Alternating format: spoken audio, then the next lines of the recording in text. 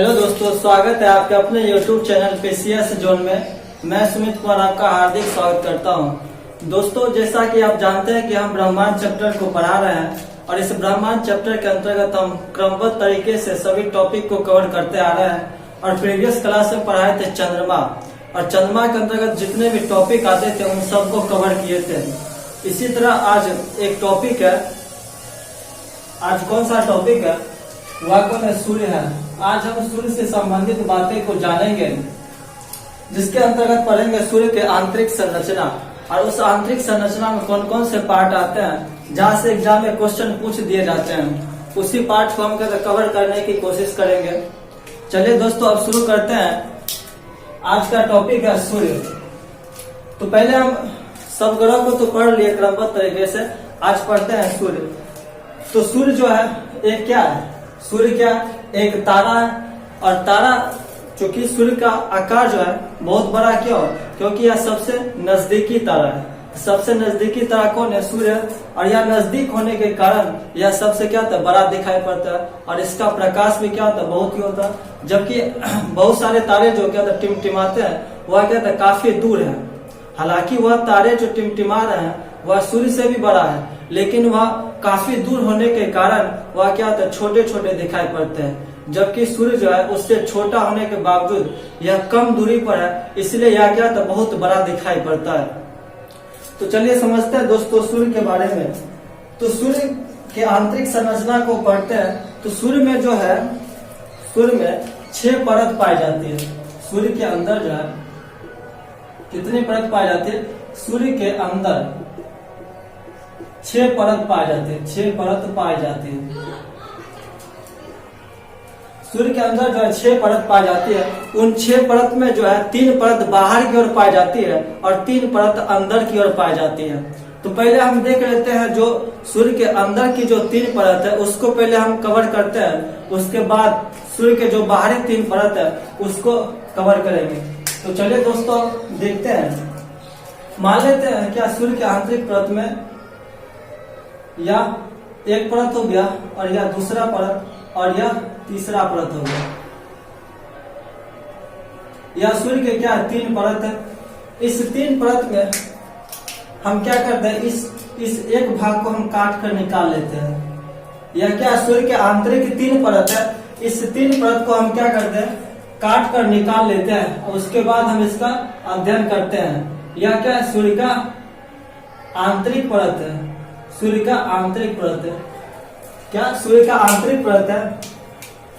ये जो पहली परत है, जो बीच वाला भाग है, उसको क्या कहते हैं? इसको क्या कहते हैं? कोर कहते हैं। और सूर्य के जो सेकंड का भाग है इसको क्या कहते हैं? विकिरण मंडल कहते हैं। विकिरण मंडल। और सूर्य के जो अंदर का सबसे बाहरी भाग जो इसको क्या बोलते हैं? संवहन मंडल कहते हैं। संवहन मंडल।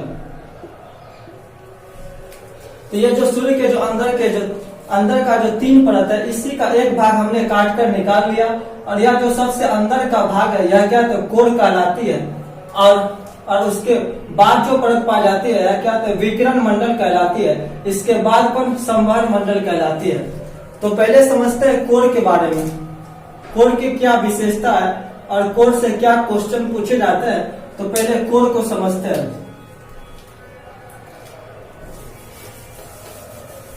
पहले समझ लेते हैं कोर के बारे में। कोर की क्या विशेषता है? तो कोर क्या है? सूर्य के अंदर का जो भाग है, सूर्य के सबसे आंतरिक भाग को क्या बोलते हैं? सूर्य के आंतरिक भाग को क्या बोलते हैं? आंतरिक भाग को क्या बोलते हैं? हम कोर कहते हैं। इसी कोर में जो है नाभिकीय संलयन अभिक्रिया होती है। और नाभिकीय संलयन अभिक्रिया होने के बाद ढेर सारी क्या एनर्जी बनती है। और इसी एनर्जी से क्या बाहर उष्मा निकलता है। तो नाभिकीय संलयन अभिक्रिया किस में होती है? कोर में होती है। अगर एग्जाम में क्वेश्चन पूछ दिया जाए कि सूर्य के किस भाग में नाभिकीय संलयन अभिक्रिया होती है, तो वह किस भाग में होती है? तो कोर में होती है। कोर में क्या होती है? नाभिकीय संलयन अभिक्रिया होती है। और नाभिकीय संलयन अभिक्रिया के बावजूद ढेर सारी एनर्जी बनती है। और वही एनर्जी से क्या होता है? सूर्य चमकते रहता है। और ये नाभिकीय संलयन अभिक्रिया जो होती है, ढेर सारी एनर्जी मिलती है, जिसके कारण जो है कोर का तापमान कितना होता है, इस कोर का तापमान लगभग 15 मिलियन डिग्री सेल्सियस होता है। 15 मिलियन डिग्री सेल्सियस इस कोर का तापमान होता है। और इस अत्यधिक तापमान होने के कारण इस यानी सूर्य का जो सबसे अंदर का भाग है कोर, उसमें जो पदार्थ पाए जाते हैं वह पदार्थ का तो प्लाज्मा अवस्था में हो जाती है। इतना ज्यादा गर्म होता है जिसके कारण उसके अंदर जो पदार्थ पाई जाती है वह प्लाज्मा अवस्था में चले आती है। ये प्लाज्मा अवस्था क्या होता है, जैसे आप मछली को देखेंगे, मछली के अंदर जो एक पीत का भाग होता है, काला काला दिखाई पड़ता है, उसको आप उठाइएगा ना ही ठोस होगा और ना ही द्रव होगा, और उसको दबाइएगा तो वह दबने लगेगा और हाथ पर इधर उधर क्या फिसलेगा। तो इस अवस्था को क्या बोलते हैं, प्लाज्मा कहते हैं। तो इसके अंदर जो कोर के अंदर जो पदार्थ पाई जाती है, प्लाज्मा किस कारण से बन जाती है, अत्यधिक तापमान होने के कारण प्लाज्मा बन जाती है। अब नाभिकीय संलयन अभिक्रिया क्या होती है, चलिए उसको समझते हैं। चूंकि सूर्य के अंदर जो है सबसे ज्यादा कौन सा पदार्थ पाया जाता है, हाइड्रोजन पाई जाती है। और यही हाइड्रोजन जब नाभिकीय संलयन अभिक्रिया होती है, जब दो हाइड्रोजन जब हाइड्रोजन के दो अणु आपस में अभिक्रिया करके हीलियम बनाते हैं, क्या होता है, हीलियम बनाते हैं, तो इसके फलस्वरूप जो होती है ढेर सारी ऊर्जा बनती है। और यही ऊर्जा जो है कहते हैं सूर्य को चमकने में मदद करती है। यही क्या नाभिकीय संलयन अभिक्रिया है। और इसी के थ्रू जो है बहुत सारी एनर्जी निकलती है जिसके द्वारा सूर्य चमकते रहता है। इसलिए सूर्य के अंदर का भाग जो होता है सबसे अधिक गर्म होता है, 15 million degree Celsius. 15 million degree Celsius. तो दोस्तों आप समझ गए होंगे कोर की क्या विशेषता है। पूछ दिया जाए तो नाभिकीय संलयन आंतरिक भाग प्लाज्मा अवस्था में पाई जाती है। चलिए दोस्तों अब देखते हैं विकिरण मंडल को। इस विकिरण मंडल की क्या विशेषता है उसको हम पहले देखते हैं।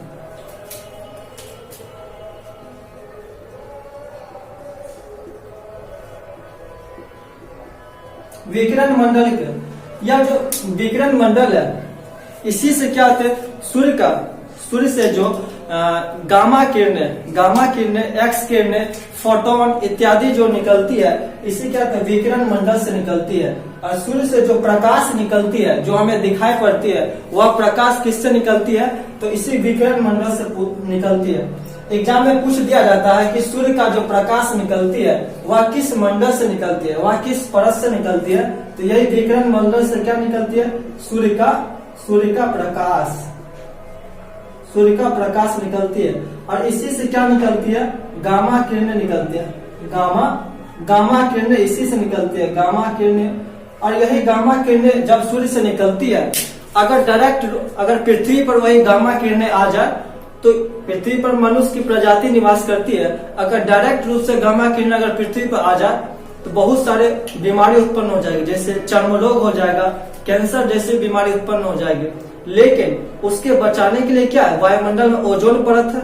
वही ओजोन परत जो यानी सूर्य से जो गामा किरणें आती है उसी को क्या करती है, छान देती है। और छान कर जो सूर्य की प्योर जो रोशनी होती है वह पृथ्वी पर आने देती है। जितनी भी एक्स किरणें, गामा किरणें, जितनी भी किरणें हानिकारक किरणें होती है उसको वहीं पर रोक देती है, जिसके कारण से हमें क्या होता है, सिर्फ यानी सूर्य के जो शुद्ध रोशनी होती है, जो हमें जरूरत होती है, वही पहुंच पाती है। अगर ओजोन परत में छेद हो जाए, जो कि हुआ था बीच में, तो क्या बहुत सारी बीमारी पृथ्वी पर उत्पन्न हो जाएगी। वो कौन होगा, चर्म रोग हो जाएगी, मोतियाबिंद हो जाएगी, कैंसर जैसी भयानक बीमारी उत्पन्न हो जाएगी। जब वह सूर्य के डायरेक्ट अगर गामा किरण अगर हमारे शरीर पर पड़े, इसकी वजह से। तो आप याद रखिएगा विकिरण मंडल से, सिर्फ ये बात याद रखिएगा, विकिरण मंडल से सूर्य का प्रकाश निकलता है। तो चलिए दोस्तों इस संवहन मंडल को देखते हैं। संवहन मंडल की क्या विशेषता है दोस्तों, आप ये नोट करते हुए जाएगा, हम इसको मिटा रहे हैं।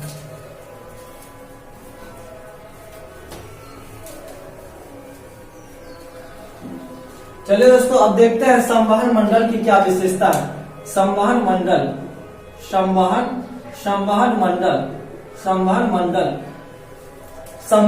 में सूर्य का प्रकाश जो होता है संवहन मंडल में, वह कोशिका के रूप में पाई जाती है। ये कोशिका क्या होती है, ये क्या होता है, ये बंडल के रूप में क्या होता है, सूर्य के प्रकाश पाई जाती है। ऐसे ऐसे करके क्या होता है, सूर्य के प्रकाश जो पाए जाते हैं किसमें, संभार मंडल में। तो संभार मंडल की एक विशेषता है कि सूर्य का प्रकाश जो है यह कोशिका के रूप में पाए जाते हैं। कोशिका के रूप में पाई जाती है। कोशिका अर्थात ये जो बंडल होती है उसके रूप में सूर्य का प्रकाश कहाँ पाई जाती है, तो वह संभार मंडल में पाई जाती है। बस यही विशेषता, अब इस विशेषता को आप ध्यान रखिएगा, यहाँ से एग्जाम में क्वेश्चन पूछ दिए जाते हैं। चलिए दोस्तों अब दूसरा पॉइंट देखते हैं। सूर्य से क्या होता है, ऊर्जा निकलती है।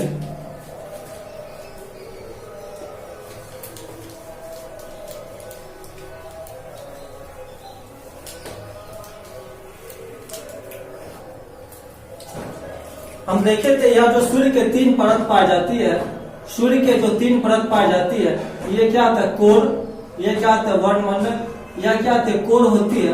और कोर के बगल में क्या पाई जाती है, तो वर्ण,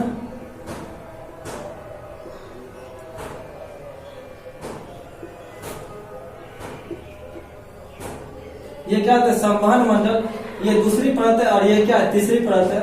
हम देखते हैं कोर में, चूंकि हम जानते हैं कि कोर में क्या था, नाभिकीय संलयन अभिक्रिया होती थी। और नाभिकीय संलयन अभिक्रिया होने के बावजूद यह क्या होता है, इसमें 15 मिलियन डिग्री सेल्सियस तापमान होता है। जब क्या होती है, नाभिकीय संलयन अभिक्रिया तेजी से हो जाती है तो इसमें क्या होता है, बहुत सारे एनर्जी निकलते रहता है। जब जरूरत से ज्यादा एनर्जी निकलता है तो यह क्या होता है, एक विस्फोट हो जाती है। और विस्फोट होने के बावजूद क्या होते हैं, यह बहुत सारे एनर्जी निकलती है, यहाँ से बहुत सारे एनर्जी निकलती है। इसी को हम क्या कहते हैं, इसी एनर्जी को हम क्या कहते हैं, सौर ज्वाला कहते हैं। क्या कहते हैं, सौर ज्वाला कहते हैं। और इसका तापमान जो होता है, सौर ज्वाला का तापमान 6000 डिग्री सेल्सियस होता है। सौर ज्वाला का तापमान 6000 डिग्री सेल्सियस होता है। लेकिन यहाँ से जो सौर ज्वाला उत्पन्न हुई है, जो अत्यधिक क्या तापमान पाए जाते हैं, वह काफी दूर चली जाती है। लेकिन इसमें से कुछ ऐसी ज्वाला होती है जो वापस लौट जाती है इसी परत में, वापस लौट जाती है इसी परत में। तो पहले हम देखते हैं कि यह जो ज्वाला उत्पन्न हुई, जो इधर जा रही है, इसकी क्या क्रिया होती है। चूंकि यहाँ पर क्या है, यहाँ पर जो है पृथ्वी है, सूर्य से क्या है, काफी दूर क्या है, पृथ्वी है। यह क्या है, पृथ्वी है। और जब पृथ्वी पर यह ज्वाला सीधे जाएगी तो पृथ्वी पर मनुष्य की प्रजाति निवास कर रही है, यहाँ तो क्या होगी, बहुत ही हानिकारक हो जाएगी। यह सौर ज्वाला अगर डायरेक्ट पृथ्वी पर गिरे तो क्या पृथ्वी पर विनाश हो जाएगा और क्या तो बहुत ही हानिकारक करेगा। लेकिन ऐसा नहीं होता है, क्यों, क्योंकि सूर्य के चारों ओर जो है वायुमंडल की परत पाई जाती है। सूर्य के चारों ओर जो है वायुमंडल के, पृथ्वी के चारों ओर जो ये वायुमंडल की परत पाई जाती है।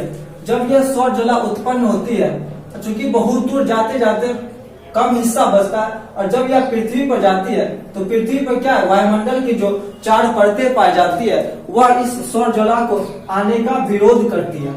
और यह कहते हैं जो वायुमंडल है जो पृथ्वी पर जाती है उसका अधिकांश भाग क्या होता है, यह खत्म हो जाती है। कुछ भाग जो होता है वह पृथ्वी पर पहुंचती है। जब यह पृथ्वी पर उत्तरी ध्रुव पर पहुंचती है, पृथ्वी के उत्तरी ध्रुव पर पहुंचती है तो इसको क्या कहते हैं, पृथ्वी जब उत्तरी ध्रुव पर यह सौर ज्वाला उत्पन्न होती है और यह उत्तरी ध्रुव पर जब पहुंचती है तो इसको क्या बोलते हैं, अरोरा बोरियालिस कहते हैं, अरोरा बोरियालिस। और जब यह सौर ज्वाला जो है यह दक्षिणी ध्रुव पर पहुंचती है, दक्षिणी ध्रुव पर यह सौर ज्वाला पहुंचती है तो इसको क्या कहते हैं, अरोरा ऑस्ट्रेलिस कहते हैं, अरोरा ऑस्ट्रेलिस। तो दोस्तों आप समझ गए होंगे, यह जो सौर ज्वाला उत्पन्न होती है कोर से, क्योंकि नाभिकीय संलयन अभिक्रिया इसी कोर में हो रही है, इसी कारण से सौर ज्वाला जो है यहीं पर उत्पन्न होती है। और जब यह पृथ्वी पर पहुंचती है तो इसका अधिकांश भाग जो होता है यह वायुमंडल की परत समाप्त कर देता है। कुछ भाग जो उत्तरी ध्रुव पर पहुंचते हैं इसे अरोरा बोरियालिस कहते हैं, और जो दक्षिणी ध्रुव पर पहुंचती है उसे हम क्या बोलते हैं, अरोरा ऑस्ट्रेलिस कहते हैं। जब यह सौर ज्वाला जो पहुंचती है यहाँ पर पृथ्वी पर, तो उत्तरी ध्रुव पर जब पहुंचती है तो यह सौर ज्वाला और क्या होता है, यहाँ पर क्या होता है, घर्षण उत्पन्न होता है। तो घर्षण उत्पन्न होता है। इसी घर्षण के कारण एक ध्वनि उत्पन्न होती है। उस ध्वनि को हम क्या कहते हैं, ये याद रखिएगा। इस ध्वनि को हम क्या कहते हैं, विसलर कहते हैं। इस ध्वनि को हम क्या कहते हैं, विसलर। तो एग्जाम में पूछ देता है विसलर क्या है, तो सौर ज्वाला जो पृथ्वी के उत्तरी ध्रुव पर पहुंचती है, जो घर्षण होता है उससे जो ध्वनि उत्पन्न होती है, उसी ध्वनि को हम क्या कहते हैं, विसलर कहते हैं। तो दोस्तों आप समझ गए होंगे अरोरा बोरियालिस क्या है, अरोरा ऑस्ट्रेलिस क्या है, सौर ज्वाला क्या है। आप समझते हैं यह ध्वनि जो है क्या बोलते हैं, यह जो प्रकाश जो है इसके अंदर जो चली आती है, क्यों चली आती है, यह जो कुछ प्रकाश है यह अंदर क्यों चली आती है, क्योंकि जो अत्यधिक तापमान वाला जो प्रकाश होता है वह काफी दूर चली जाती है और इसका तापमान जो होता है वह काफी कम होता है, जिसके कारण से यह क्या होती है, पृथ्वी के परत में क्या चली जाती है।